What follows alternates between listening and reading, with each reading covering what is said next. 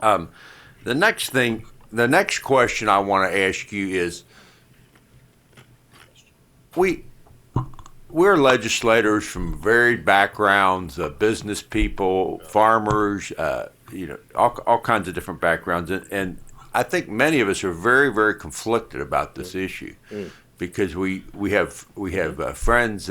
We don't want, we're against government overreach, Right. but we want to protect people. We're just very conflicted. I know I am. Understand. Okay, you as a physician and your vast experience and knowing everything you know in this gave us in this presentation and more, what is your opinion as far as should a state legalize marijuana or not?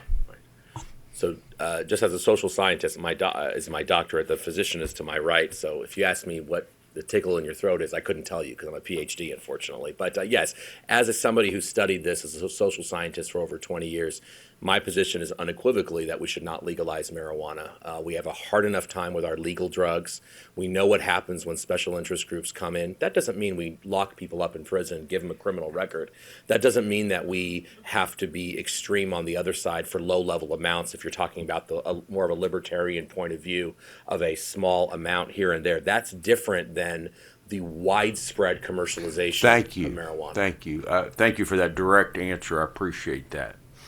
And then lastly, if we were to legalize medical marijuana, and maybe you can't do this, but if you can, please do. If we were to legalize medical marijuana, is there one or two states that you could point to that you feel like, if you did do it, did a pretty darn good job of it? I think if you look at, and they're having a lot of problems still, but again, like I said, if you look at some states that have had a very restrictive program, like actually Louisiana, who started trying to integrate it with pharmacists and the pharmacy board.